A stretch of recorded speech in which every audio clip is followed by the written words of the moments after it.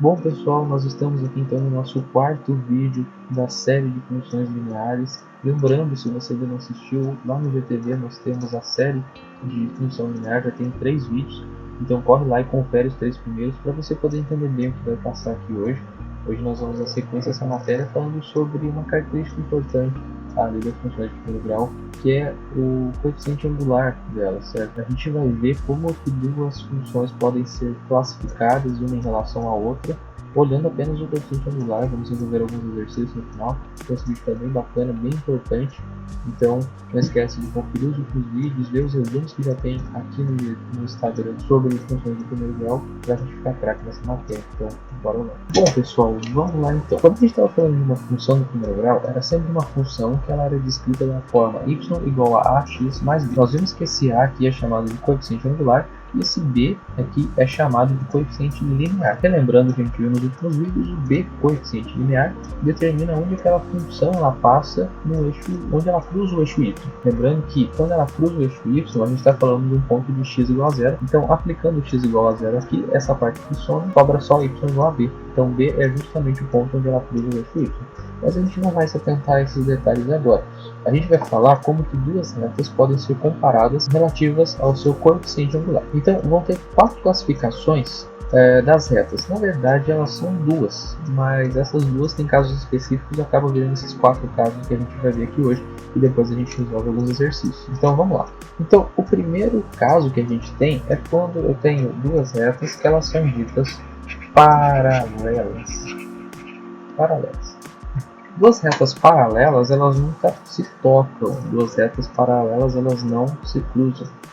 Quando a gente estava falando de interseção de retas, lá no último vídeo, no finalzinho do último vídeo aqui do GTV sobre funções do primeiro grau, nós resolvemos um sistema de duas equações do primeiro grau, e a solução desse sistema era então o ponto de interseção da reta. Então a gente pode imaginar que para duas retas paralelas não vai existir solução naquele sistema de duas equações. Para um sistema de duas equações de retas que são paralelas, não existe ponto de intersecção. Então não existe nenhum ponto, nenhum par ordenado xy que satisfaça aquele sistema. Nessas retas nunca vão se tocar. Retas paralelas, então, elas são desenhadas dessa forma, certo? Até o infinito poderia, claro que aqui eu peguei um pedaço de uma reta, mas eu poderia prolongar até o infinito, até o menos infinito, e essas retas continuariam não se tocando. E como é que eu posso ter duas retas que elas são paralelas? É quando esse A, eu também posso chamar o A, normalmente a gente chama de M, certo? O M é o coeficiente angular. Então eu posso dizer que o M do R, que é dessa reta aqui, o coeficiente angular da minha reta R é igual ao coeficiente angular da minha reta S. Isso quer dizer o quê? Que o ângulo que essa reta faz com a minha horizontal, esse ângulo alfa, ele é igual nos dois casos. Ela tem a mesma inclinação em relação à horizontal. Dessa forma, elas sempre vão crescer na mesma direção e nunca vão se tocar. Então, para eu ter duas retas paralelas, eu preciso que o coeficiente angular entre as duas seja igual. A gente vai resolver o exercício vendo isso na prática daqui a pouquinho. Então, bora para o segundo caso agora. Nesse segundo caso, eu já tenho duas retas que elas são ditas concorrentes. E retas concorrentes, como você está falando ali no vestibular, que aquele cara é um concorrente, ele quer a mesma coisa que você, ele quer aquela vaga naquele curso que você queria. Então vocês têm uma coisa em comum, olha só, vocês deveriam se amar, não se odiar, você deveria amar o seu coleguinha que tem os mesmos interesses que você. Você odeia, não pode odiar o coleguinha, tem que passar na prova assim, mas tem que ajudar o coleguinha também. Enfim, duas retas concorrentes, então, elas têm um ponto em comum, assim como o seu coleguinha tem um ponto em comum com você. Então, essa reta R e essa reta S, elas se cruzam no ponto. Se eu lembrar daquele sistema de equações, então, igual no vídeo, que eu tinha um sistema com duas equações de reta, resolvendo esse sistema eu tinha um ponto de encontro, era um par ordenado, uma coordenada que satisfazia as duas equações, aquele é o ponto de intersecção entre as duas retas. Então, se eu tivesse a equação dessa reta e a equação dessa reta, resolvesse então aquele sistema y igual a Paraná, y igual a Paraná, resolvesse esse sistema, achasse um ponto que satisfaça as duas equações simultaneamente, eu ia achar um ponto xy como solução dessa equação, ia satisfazer as duas equações. Esse ponto xy é o ponto de encontro das duas funções. A gente vai ver também um exercício com isso depois. Então, retas concorrentes são retas que possuem um ponto de encontro, certo? E existe um caso particular da reta concorrente. E é a seguinte: o caso particular então das retas concorrentes é quando duas retas elas são ditas perpendiculares.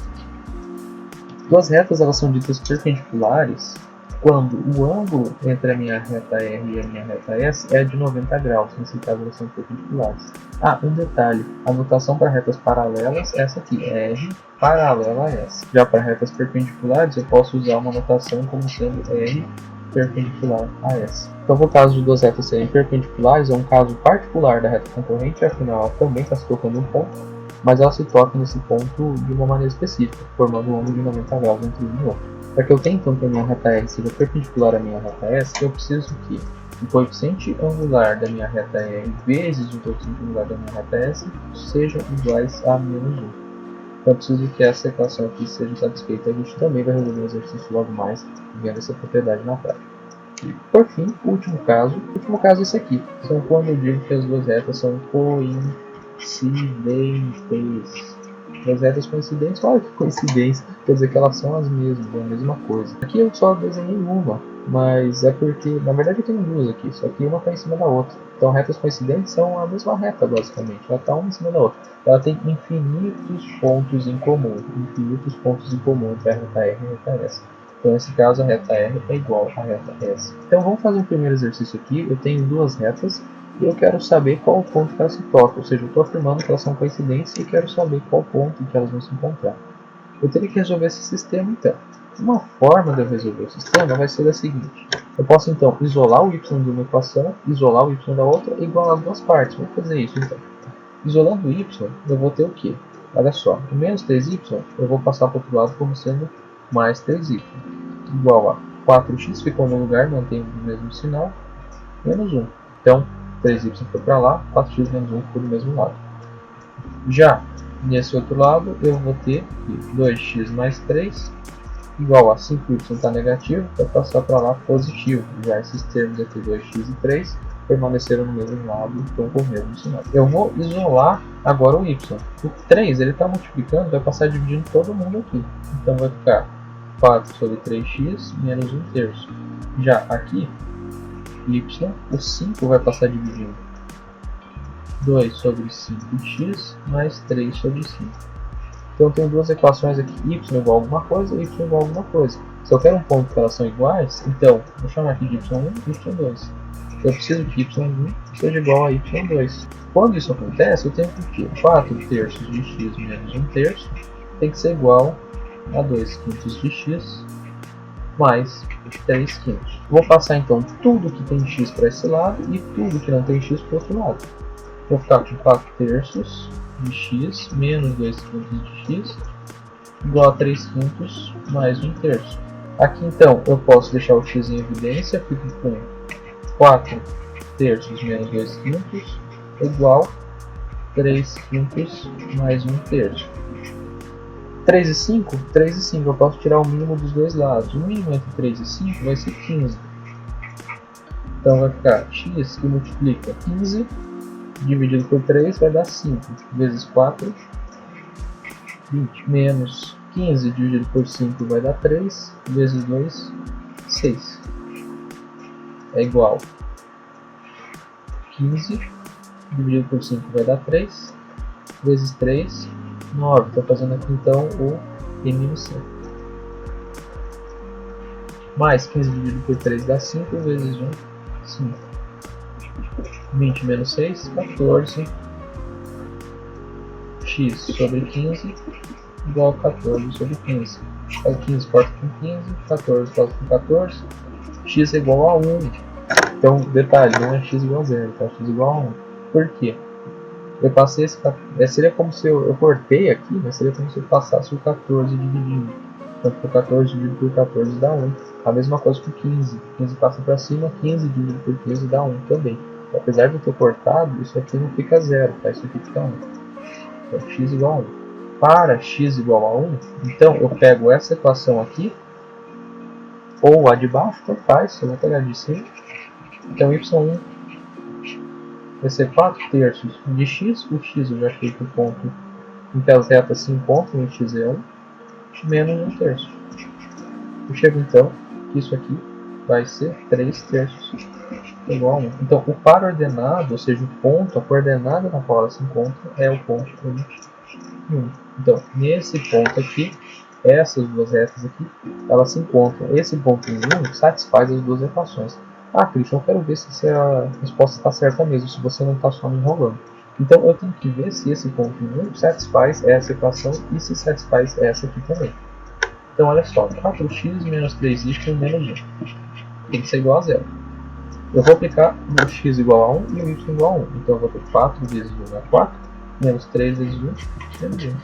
4 menos 3 vai dar 1, menos 1, 0. Satisfez. Então, está certa essa resposta. Então, só que tem que satisfazer o outro também. Nada adianta satisfazer o primeiro e não satisfazer o segundo. Então, 2x menos 5y mais 3 tem que ser igual a 0. 2 vezes 1, 2. 5 vezes 1, 5. Mais 3. 2 menos 5, menos 3, mais 3. 0. Então, satisfez as duas equações. Essa resposta está certa. É até uma dica caso você queira testar esse exercício de sistema, quando você acha uma solução do sistema, ela tem que satisfazer as equações lá em cima. Se não satisfez, então quer dizer que a resposta é errada. Você tem que fazer o exercício. Por fim, eu disse que se duas retas elas são perpendiculares entre si, elas deveriam obedecer aquela relação. O coeficiente angular de uma vezes o coeficiente angular da outra tem que ser igual a menos 1.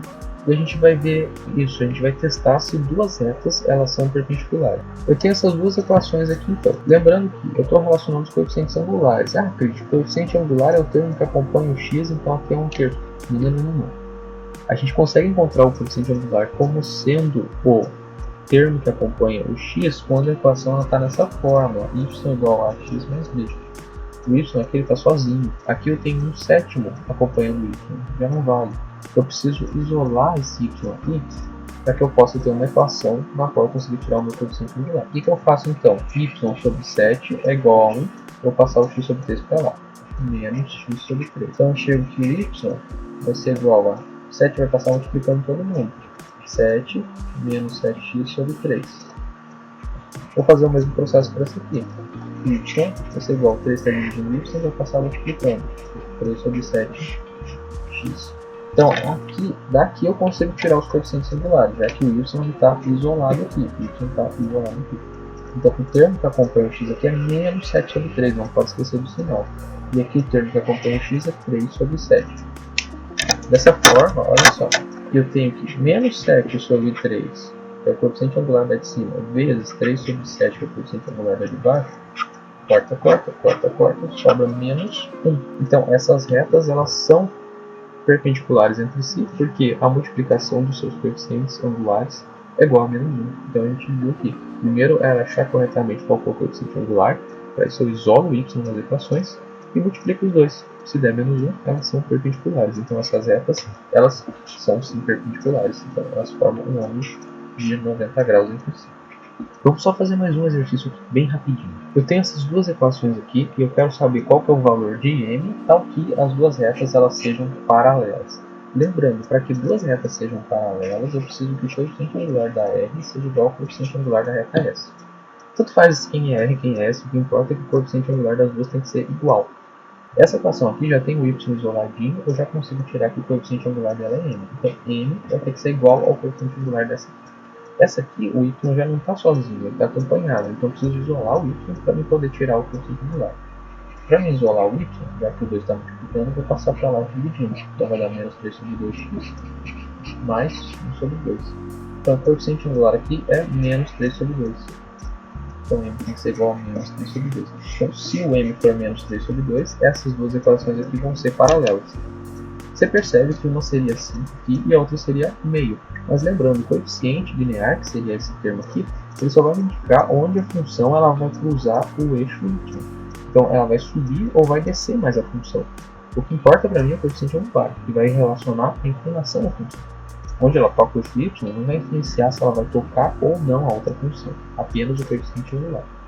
Então, por mais que os coeficientes lineares sejam diferentes dessas duas funções, sendo os coeficientes angulares iguais, então essas funções nunca vão se tocar, elas vão ser paralelas. Ainda tem bastante coisa para a gente conversar sobre funções de primeiro grau e eu não quero me estender muito nesse vídeo, além do que eu já estendi. Então, fica ligado aqui que vai ter muito mais conteúdo sobre funções, tanto sobre o primeiro grau, do segundo, funções do terceiro grau, funções de conexão, tem bastante coisa boa por aí. Se você gostou, não deixe de deixar o seu coraçãozinho aqui embaixo, compartilhe com seus amigos que você acha que podem gostar desse conteúdo. Fica ligadinho que toda terça tem resumo aqui no meu Instagram e também tem vídeo novo todas as quintas no YouTube ao meio-dia e no Instagram à noite. Fique com Deus, um abraço e bons estudos.